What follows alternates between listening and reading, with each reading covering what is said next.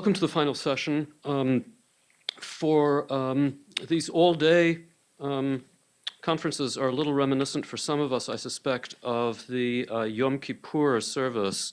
But the final end of the day, end of Yom Kippur, is always the emotional high point of the day, intellectually as well. And I think we can look forward not to it being a great final, if not the highest point of the day, with Garrett Eps's paper. We will adhere to the usual protocol, 10 minutes for Garrett, 10 minutes for Christopher's reply, 2 or 3 minutes for the Sir Rebutter, and then on to the troikas. Garrett?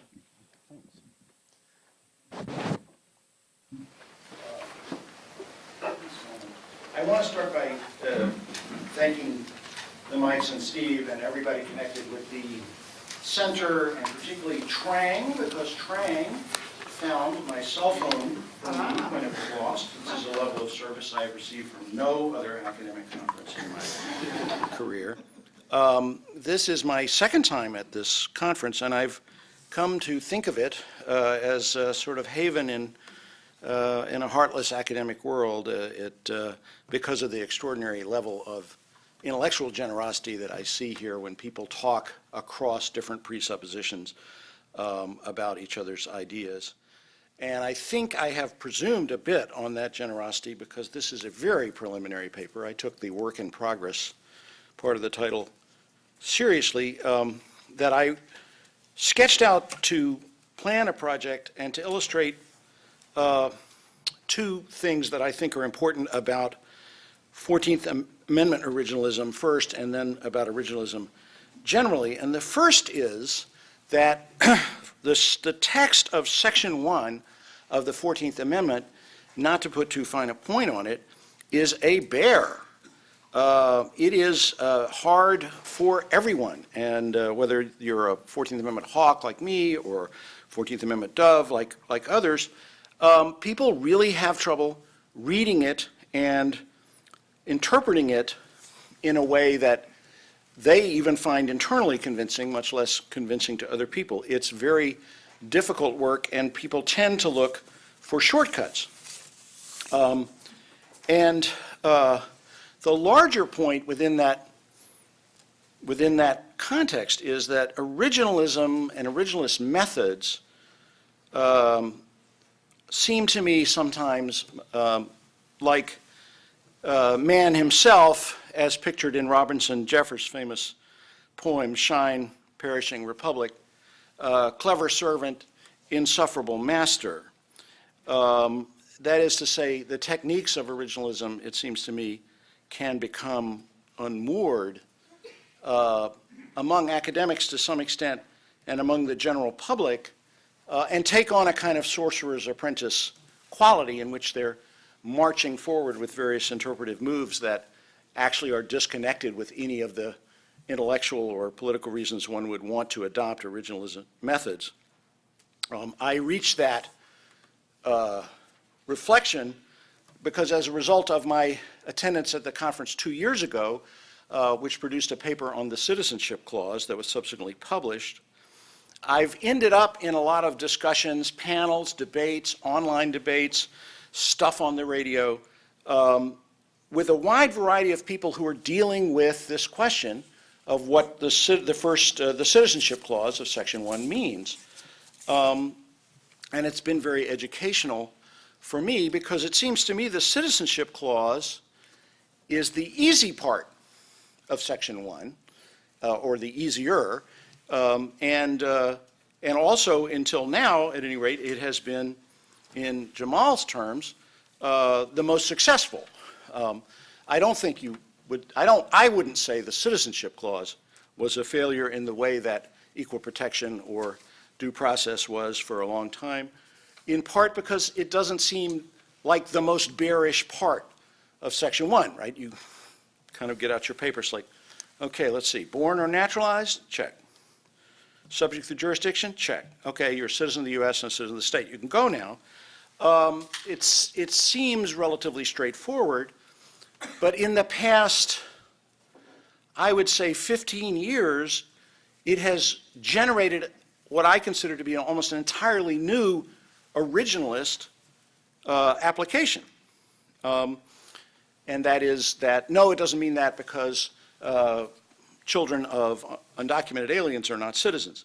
Now, that's not the point of my talk, but the point of my talk is the move that was then made to explain to me why that was true. And the fact is that the statement is, no, it doesn't mean that. It seems to say that in those words, but it doesn't mean that. It means something quite different. And when you push, they very often say, well, it really means, and all of Section 1 really means the Civil Rights Act of 1866. And, of course, Senator Pierce, who has the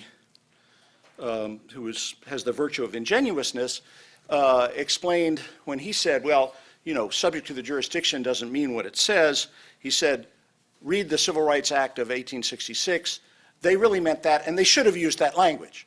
So I think at that point we've gotten to a certain kind of originalist move that most of us wouldn't be comfortable with, which is to say, you know, the fact of the matter is the framers lied to the paper. But people, I think, a good deal more respectable than Senator Pierce, you know, will do things like cite the legislative history of the Civil Rights Act without telling the reader that it's not the legislative history of the 14th Amendment. They'll say, well, in the debate over the Citizenship Clause, Congressman Bingham said, and there'll be a quote, and when you look it up, it takes place at a time when this 14th Amendment hadn't been drafted or introduced. It's actually about the Civil Rights Act of 1866. It's not what I think most people here would regard as principled originalist technique. I have called it, for lack of a better term, Da Vinci Code originalism. You know, don't pay no attention to that man behind the curtain. And I think that it is not entered into, I don't think it's entered into cynically by people. I think people believe it to be correct, and that the way to guard against this is, I think, to situate events and statements in a narrative better than we often do, better than lawyers tend to do it. And an example, it was very exciting for me because there's an example of how it's done that came up earlier in this conference, which was in Kurt's paper when we were talking about Resolution 6. And what does it mean that Randolph introduces Resolution 6 at the beginning of the convention, and then at the end he sort of seems to be more like, no, we need to enumerate. And the point that was made was there comes a point at the convention, and this is in Lance Banning and it's also in Ketchum, there's a point at the convention where the Randolphs and Madisons realize we're not going to win on the Senate. The federal government that we are going to create is going to be, in that respect, fundamentally different than the one we had hoped to create, and maybe we're not so eager. You know, you can imagine them thinking, maybe we're not so eager for it to have the full extent of the Resolution 6 powers. And I think that's an example of how we need to understand when things are said and by whom better than we often do. In this area, I think that Fairman and Berger have left us a very impoverished narrative of what happened with the framing of the 14th Amendment, and that I would really like to do something more to contextualize. And in my judgment, the story of the 39th Congress is really the story of a revolutionary situation. And when you read the contemporary sources, Washington is electric at this time with rumors, including rumors that Johnson is going to call in the Army and break Congress up by force and create a new Congress made up of members from the South and so forth, so that the situation is much more dynamic than we tend to give it credit for. And the idea that Section 1 of the 14th Amendment simply was a reenactment of the Civil Rights Act of 1866, I think is something that needs a good deal more testing than it's gotten. And this, I hope you'll accept this essay as really more the prospectus for some of that research. I want to go back through the debates more carefully with the narrative I've spelled out in mind. And Chris, bless his heart, has done a lot of my research for me. If you have the handout with the, no, I mean, you don't have to bring it over. I just want people to know that oh yeah, I want people to know this excellent handout is here that points to a lot of quotes on different sides of this issue. It seems to me that we have to, we come up in this context with a kind of perennial tension between law and history, because in general, law seeks determinate answers that will speak to us across time. If it didn't, why would we want to bother with it? History, on the other hand, is a curious source of such answers, because history really makes clear that words and acts are very different at different times, and that due process of law said at point A may be very different than it is at point B, just the way Resolution 6 may be different at point B than it was at point A.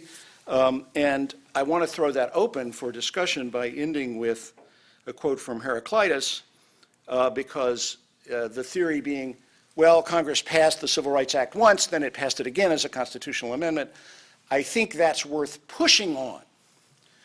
And as Heraclitus says, in the same rivers we walk and do not walk, we are and are not.